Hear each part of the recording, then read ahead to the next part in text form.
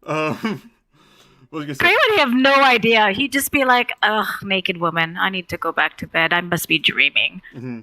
Yeah. You guys, I'll give the three of you actions before I come back to Callista. If you guys want to, do you guys want to do anything? I'm going to be unusually subdued, I think. Mm-hmm. But not really engage anything beyond that. Okay. I think each of you would go on. Sorry. I was just gonna say, I'm just gonna be kind of looking more at Pythor's hammer again, making sure, see if it's any little dirty spots on it. I won't say anything either. It looks. Roll. Let me see what feels right. Roll Arcana. Oh, The infrequently used cleanliness check. Kiana. Ah, okay. That's me. Where's my sheet? Arcana.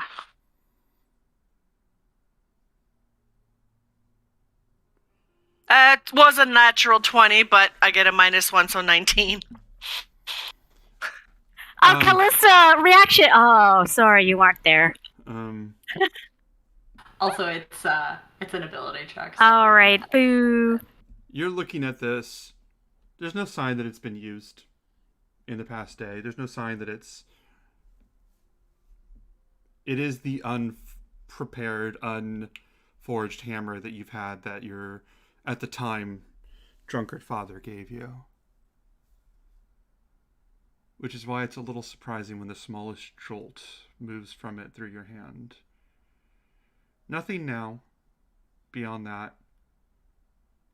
But maybe someday. Maybe at some point. Kyra just bursts in full naked into Callista's room. Hey, so I got the quill and everything, so it's fine. Listen, are you still waking up, or what is Callista doing right now?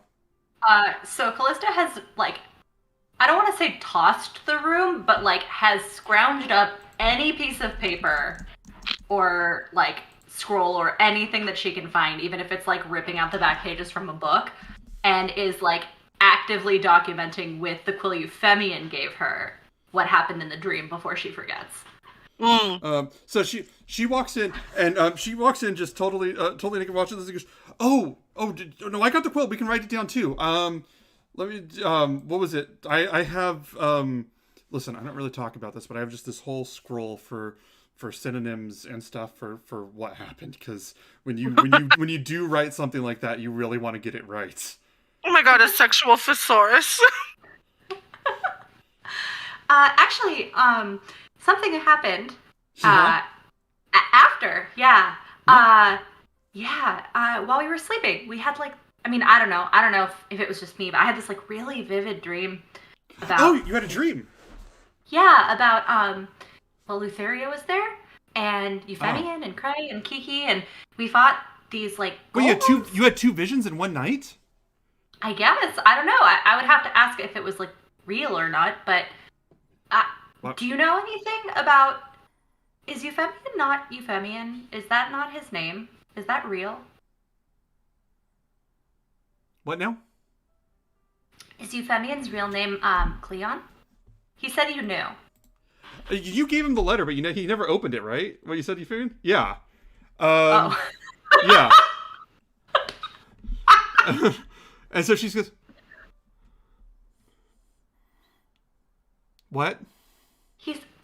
He said he gave you a letter. Maybe I'm making it up. It was a dream. I don't know.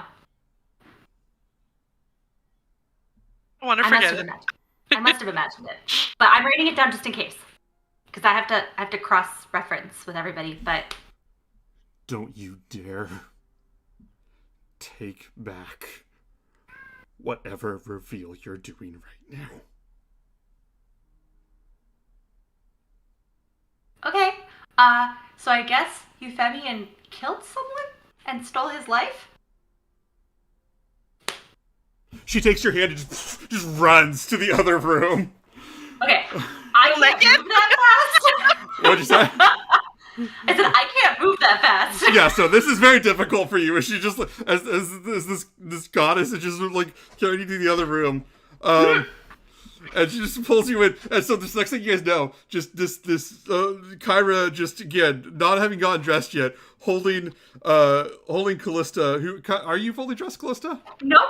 Okay, so just naked Kyra holding naked Callista by the wrist, and Kyra looks like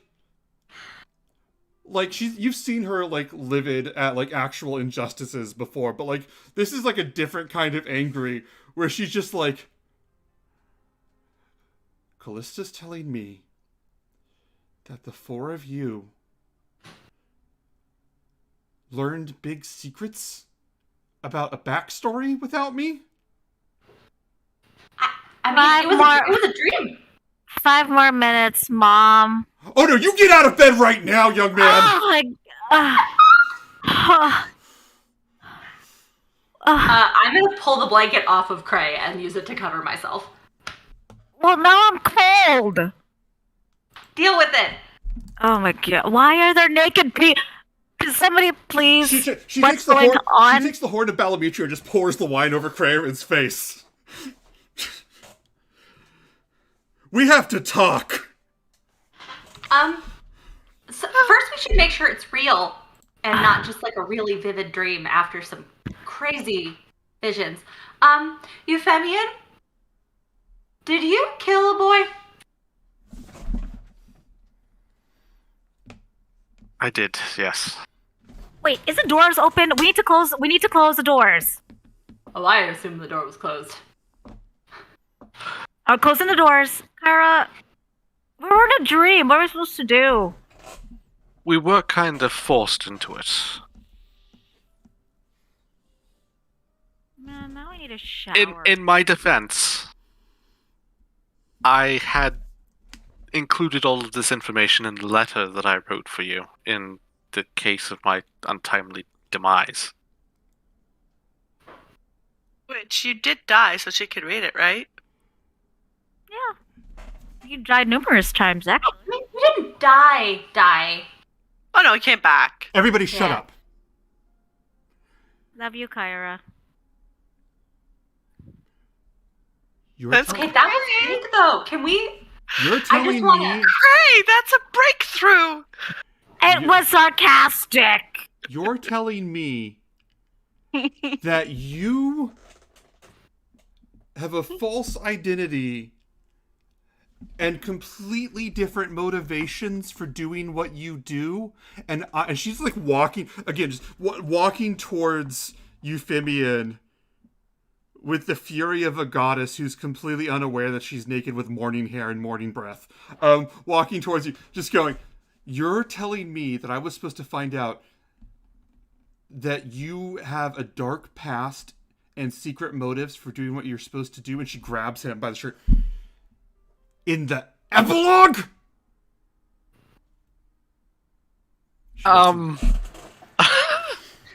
To be fair, nobody was supposed to know until such a time as... You promised me a reveal when we came to Mitros. And I mean, I told you about the fire, the dressing up. Okay. I'm gonna crawl into Kiki's lap and just put my head down in her lap, whether she likes it or not. I'm gonna just pet his head like a dog, absent-mindedly. Like, well, have you told us everything, Kyra? Honestly. Not realizing probably how right I am. Like, as if you've told us everything. And when you say that, like this again, because I told you this is a different kind of anger. You know, like just like sort of like annoyed that you guys are ruining her story. This returns to the other kind of anger. She turns to Kiki and she goes, Kiana, that is different. I made an oath. I can't. I physically can't. You don't compare those. Can I just take her hand? Gently. Yeah. I'm going to turn around. And for the first time ever, I'm not using prestidigitation to disguise the scars all over my back. Oh. I hope you understand. This isn't something that I could simply reveal either.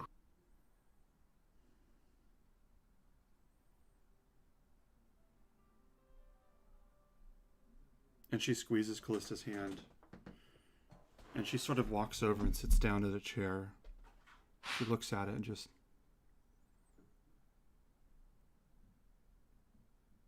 Yeah, I'm sorry. I'm sorry. That's... I have a lot of questions. I have so many questions. But Well, I suppose at this point you could read the letter. At least it would be a good starting point. You don't...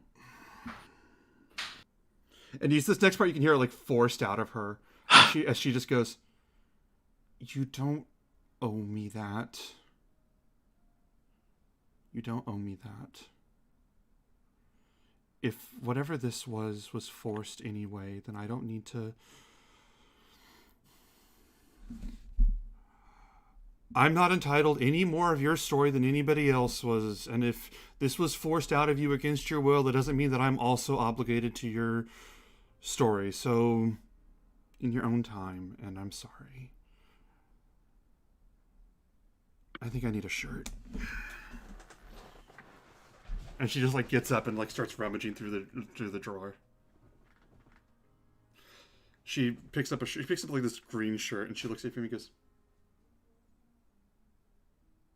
"When you're ready, okay? It's okay. I can be the last to know for once. That's fine. I trust you.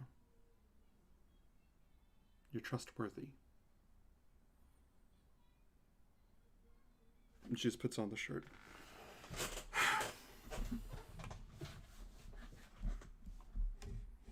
I appreciate that. Perhaps when we're on the road again, somewhere a little less hostile. Yeah. Yeah. It's kind of... You could not be safer or more off the road than the palace at Mitros. And it feels like we don't have place to catch our breath here.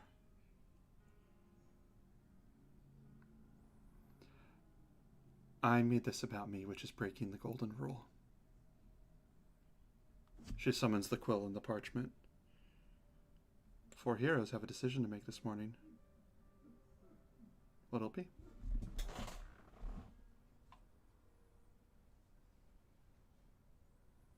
All right. What do we want to Wait. tell that asshole? Cal? Kara, were you both naked or was I dreaming that? You were totally dreaming that, Cray. Oh, No, well, that's real. We made love last night. Well, I don't know if it was love. Maybe we had it. Was it embrace? Maybe we just... Oh. It was just a romantic evening. It could have been lust. Was it lust? I don't... Carnal animal rutting? Are you Maybe. asking right now in front of everyone? Well, because I don't want to make you uncomfortable. It could have been... It could have been carnal animal rutting. Like, what? What's the right word for it? I don't know. Okay, well, when you know, let me know, okay? Because I want to get it right. Okay. This is so cute. Yeah, it's really adorable. Callista's like as red as her hair right now.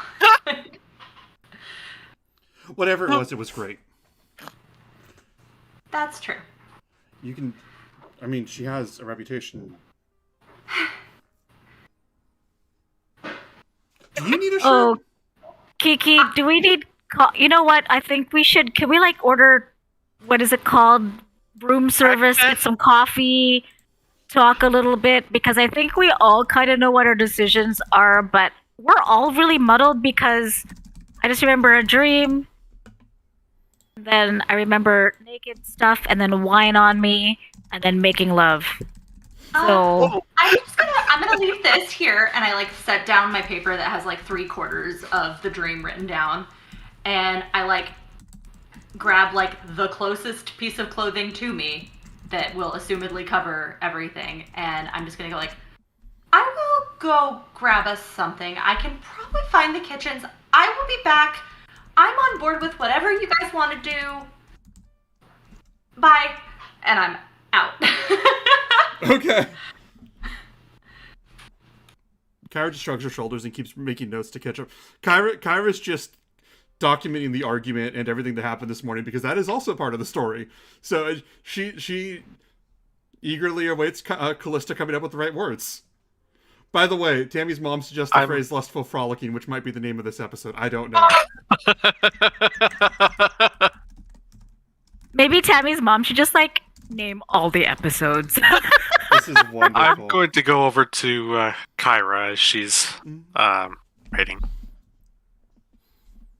I know this is not necessarily something that you're good at, but I feel like perhaps you may have embarrassed Callista. You may want to follow after her. What? I mean, okay, yes, but okay. And she gets up and she starts to walk towards the door and looks at you uneasily. I want all three of you to roll a perception check. Uh-huh. You don't think you know where I'm going, huh?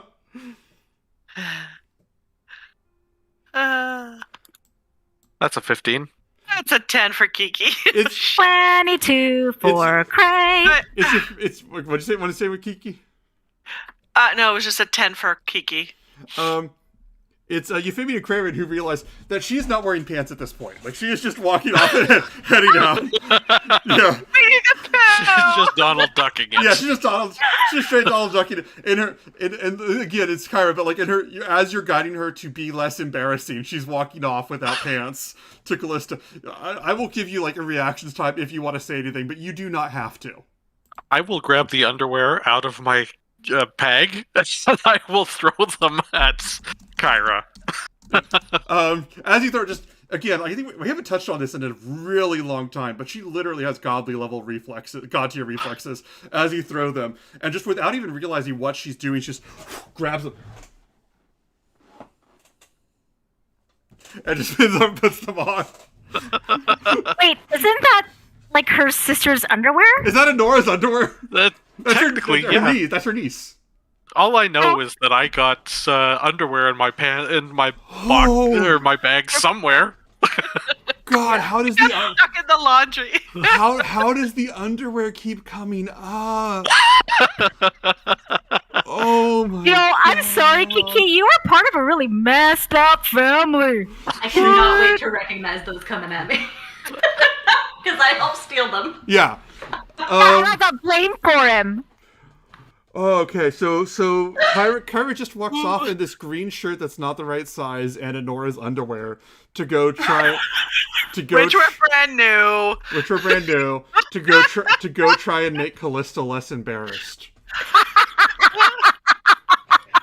And again, Kyra having such a detachment from the idea of there being any stigma around sex to a literally deific degree that she doesn't even understand the possible context that she could have embarrassed Callista and is purely coasting on believing Euphemian that she did this. But before we I think my favorite part about it is that like that's not going to embarrass Callista. Callista's embarrassed because she wants to talk about feelings. Yeah. But before we get to that, the three of you are in this room alone, and I'll give you guys some time if you want to do anything.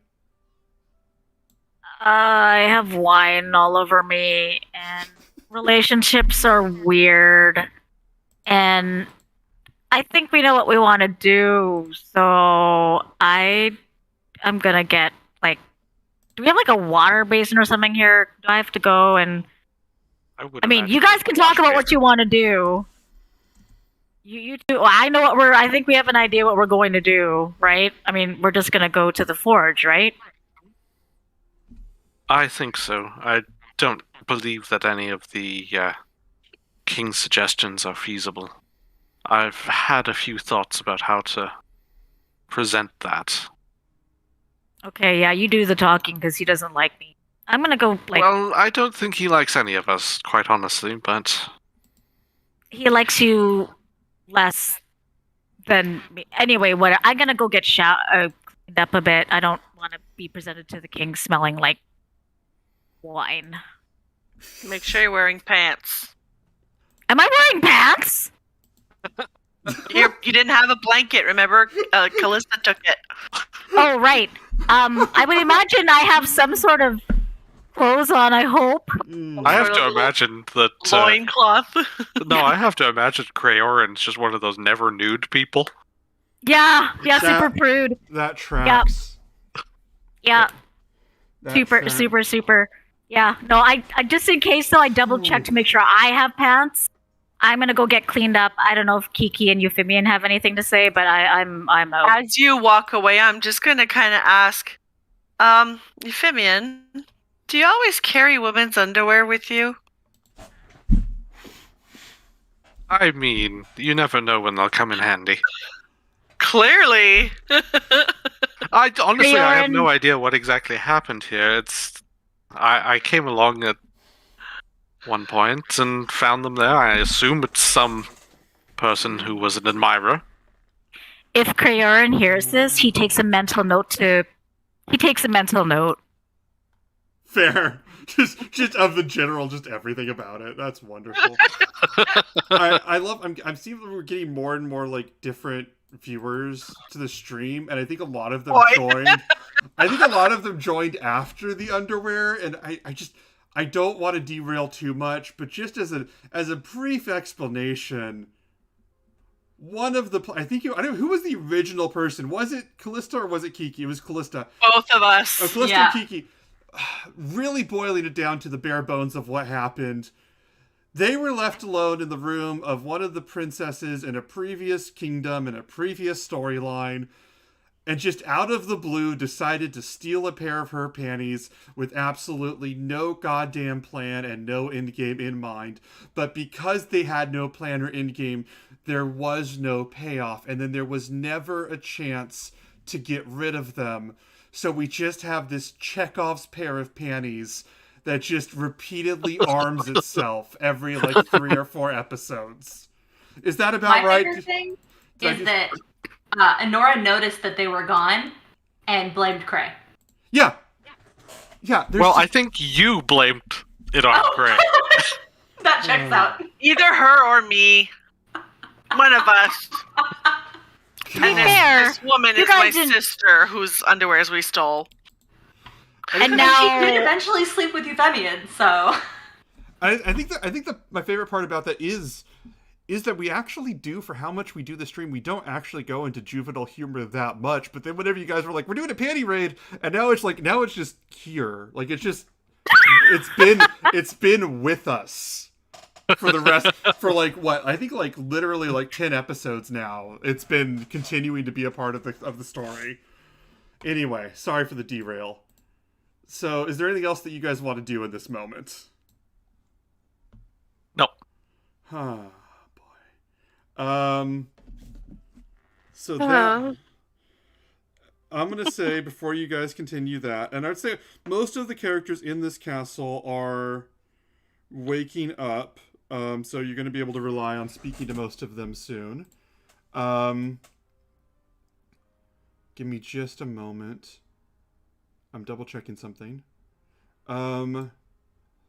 if you used your dream potion there, Kiki, does that mean you still have your dream potion because you didn't really use it? You still have it. I do? Yes. Ooh, bonus. Thank you. So, Callista, where did you go? I would have gone out into the hallway and then I would have asked where the kitchen was and then headed in that direction. So you're on your way to the kitchen. You're on your way to the kitchen when you just hear hear these footsteps behind you. He's really hurried, distinctive footsteps that you would know, of just Kyra just moving very just this very fast, this really rapid footsteps. Would you turn or would you keep going? What would your reaction be? I'd probably keep going, but just be like, "Hi, Kyra." Hi, Callista. Listen, I needed to talk to you about something. Listen, can we talk for just a moment? I'm sorry. Yeah. Should I stop, or can we talk and walk while We could talk and walk. So she's like walking with you, and you see she's still got like the morning hair, and she's got like a lot of hair, so it's like a morning hair, and she's got like the good shirt on, and you look over and she's wearing a Nora's panties, and she's looking and she goes, "Hey, listen, I wanted to say that I'm sorry about what I did back there, and I hope that we're okay." Oh, which part?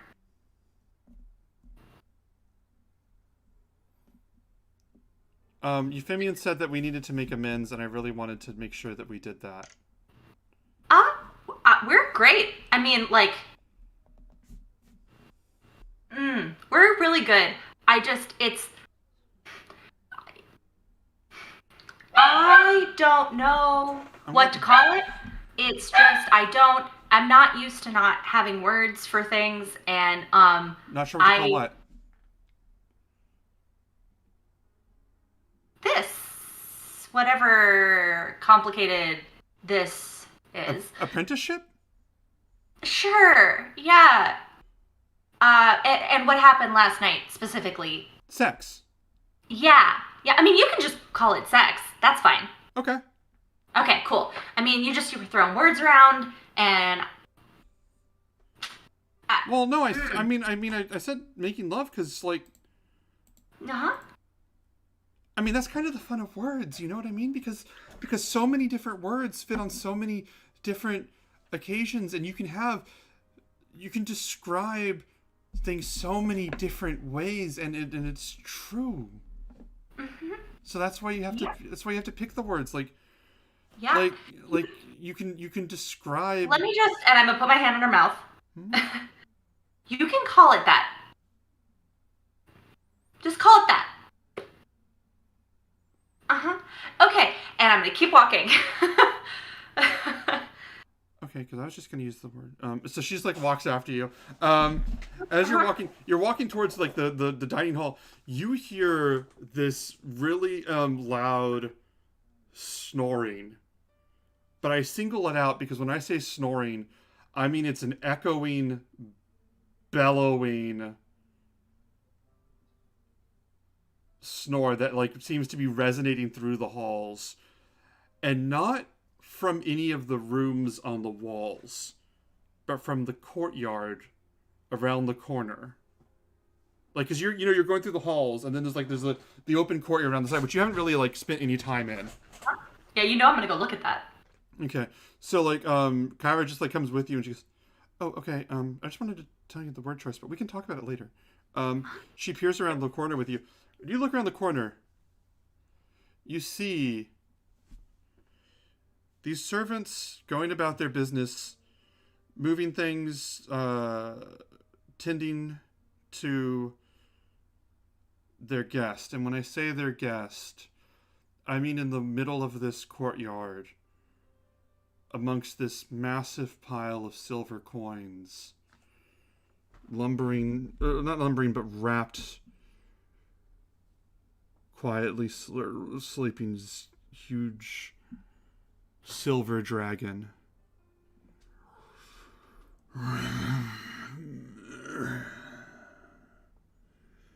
Stretching.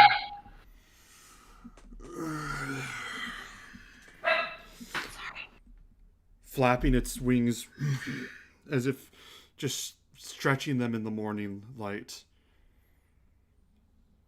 As it curls its claws around the silver and coins and pulls them in closer as if a pillow.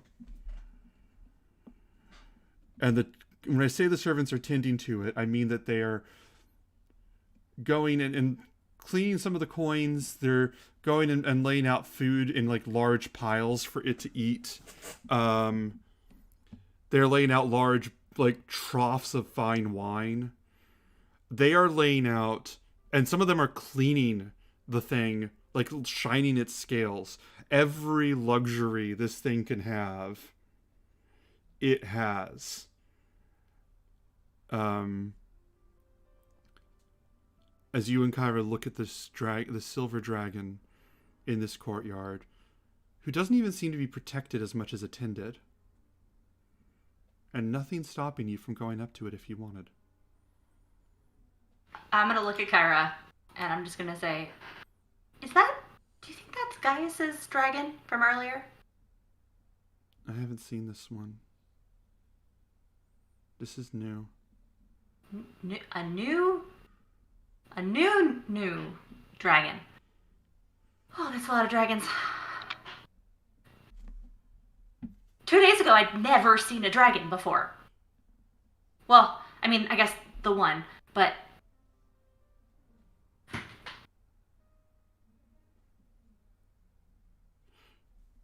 Can you roll insight check with her? With Kyra?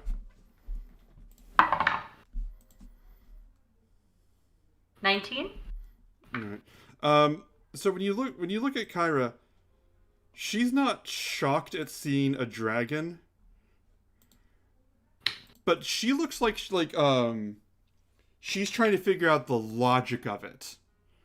Like she's like trying to figure out like how, like the look on her face is like she's trying to figure out how would that even make sense, is kind of what she's trying to, like you can see like that's her. She's not offended, she's not scared, she's just like, wait, how does that make sense? Like she's trying to figure out some numbers or something.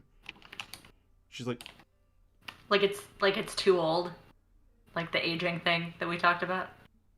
Is that up to you? But that's just what her face is right now, and she's just like.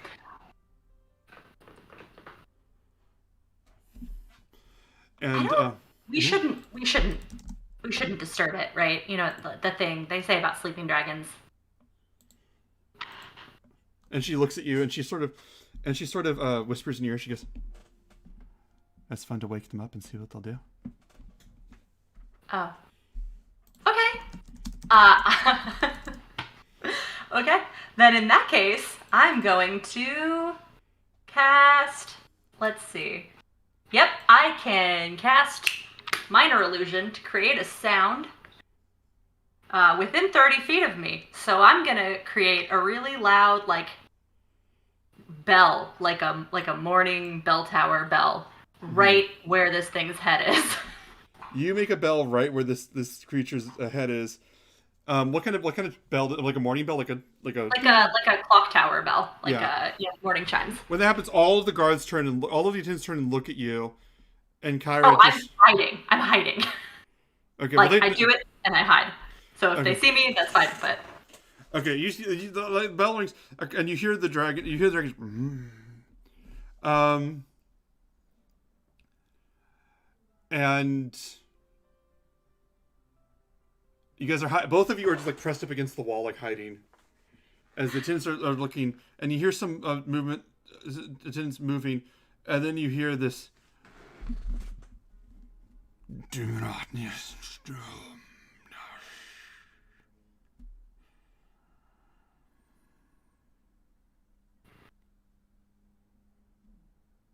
You do not need to be afraid, little one.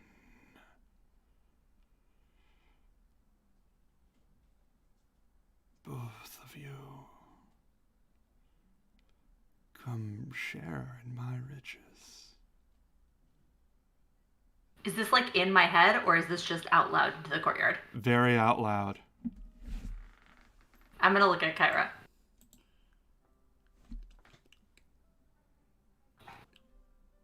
Okay. I'm gonna walk out. Walk out, and you see this dragon just turn, and it's like stretching it. Leans down. Good morning. Good morning. Have you come to admire the treasure and the gifts? I mean, it and you are quite lovely. Thank you. What's your name? And he stretches up. Icarus. meet you. Have you been here for long? Where are you from? Are you here? Do you live here? This is my home and my lair. You are welcome here. Do not be afraid. Thank you. If I could, if I willed it, you would already be gone. But I like meeting people that are kind. Well, that's good. I'm glad to hear that. Do you like the silver? I do. May I offer you more? Yes. Okay. Let me see how much I have. I Yes. don't have a lot on me, actually, and I pat down the outfit that is probably not mine. I will say at the moment, the rest of you wouldn't hear anything except you would hear the bell and you would hear the giant snoring. So if you guys want to use that to come into this scene, you can. That's fine with me. I'm gonna kind of pat down my pockets and hopefully find at least a couple silver. What was it? I'm not wearing my clothes, but I own 56 silver, so happy to start with. He goes. I owe you. He leans down and he begins like 4 feet away from your face, and he goes, "You would be blessed by the dragon Icarus. Gifted are you by the sworn of King Acostus. I was gonna ask. You may take 25 silver." Take? I thought I was gonna give.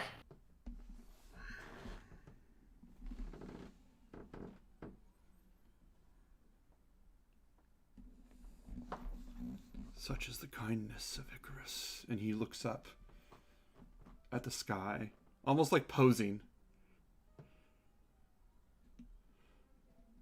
Wow. I'm gonna start walking down the hallway. Hey, Callista, did you find any breakfast yet? And then when I see hey, did you find the breakfast? Yeah. I'll kind of just stop when I see the big dragon. This is Icarus.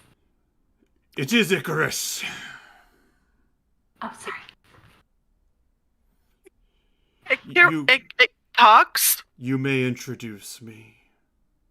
This is Icarus. He's King Acostus's sworn dragon. Is that right? Is that the right term? You have done I know well. you're not Okay. If you like. Breaking! Holy wow! You are beautiful. This is This is Krayrith correct. and Kiki. Oh wow! Do we bow or something? What do we do here? What? You Now do what do we do? bow. You do. Bow. Okay. Oh. Okay, bow. What does he want, Callista? Oh, he lives here. I was gonna give him some silver, but I don't have my pack on me, so all I have are a few. Each right of now. you may take 25 silver, such as a generous gift from Icarus. You may also show your gratitude in any way that you wish. These people, and he leans and looks at all of them, these people have chosen to donate food and wine. Some have chosen to shine my scales. None of this is forced upon you, for I am kind. But if it is something that you wish to do, I would allow it. I know it's probably not any utility to you, but I actually have something that I can bring back later that I would like to offer, if that's okay. You were not prepared for this meeting. I was not. I didn't know you were gonna be here, but I heard you snoring and just wanted to say hello.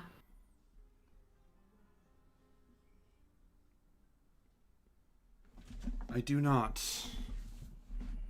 quarrel with anticipation. If you have a gift for me, you are allowed to tell me what it would be. I would like to give you my dulcimer, if that would be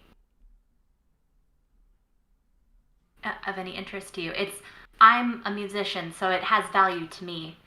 And it's actually quite valuable in money if you were to sell it, but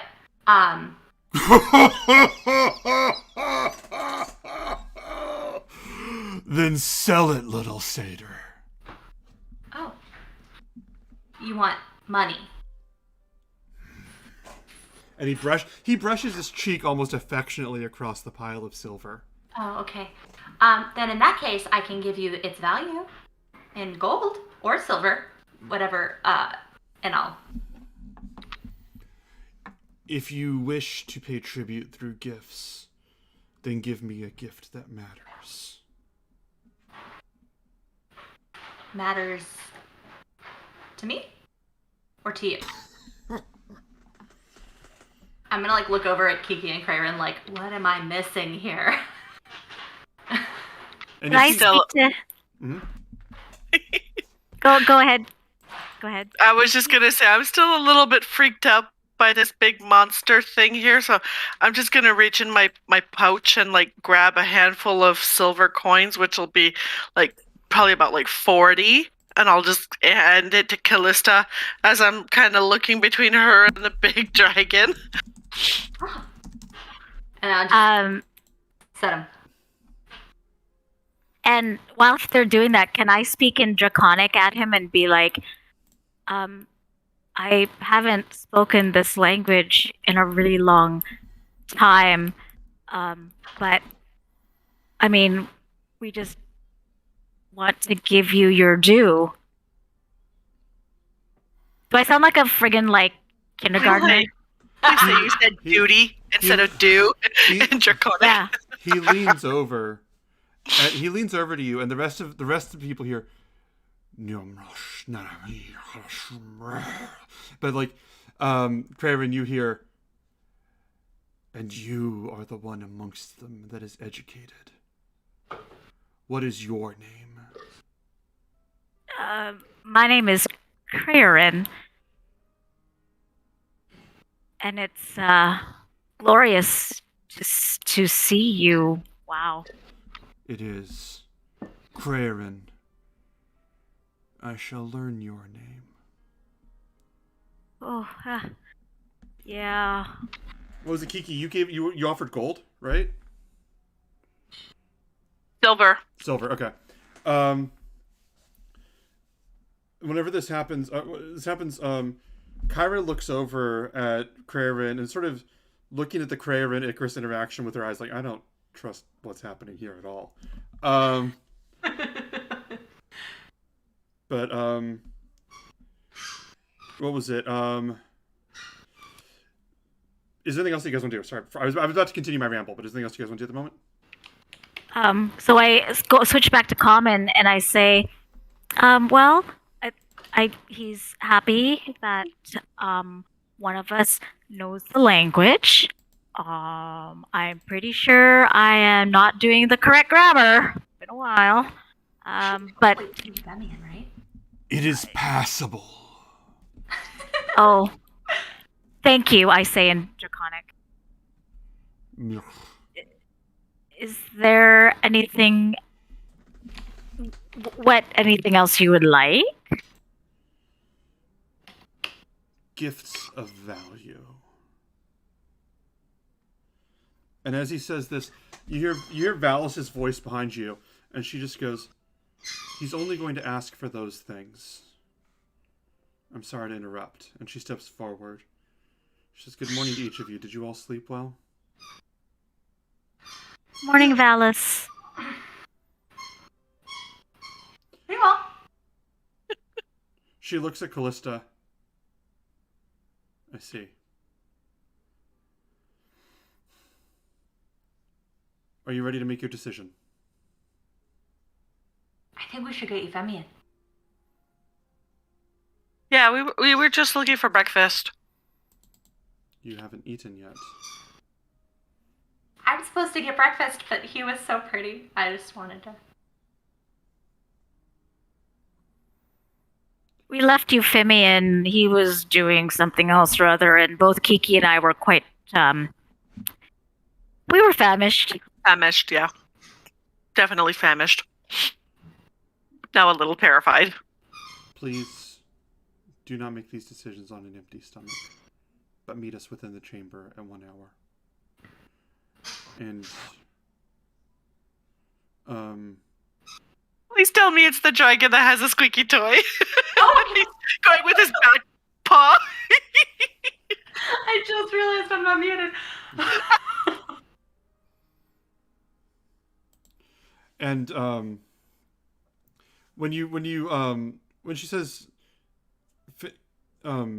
meet us there within an hour, she looks at Icarus and she puts her hand on her over her shoulder and she says, "Good morning, Lord Icarus." And he goes, "Good morning, Valus." And she makes the slightest gesture to each of you with her finger that you guys like, almost imperceptible. And she goes, "You are in a place where it is not wise to mistake kindness for friendship, or generosity as a gift." And she turns and walks away. And Icarus just goes, "More of my silver! You have earned it, for you have shown proper reverence to Icarus."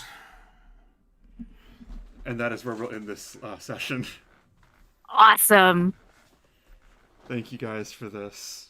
Oh, dragon and his squeaky toy. Love it.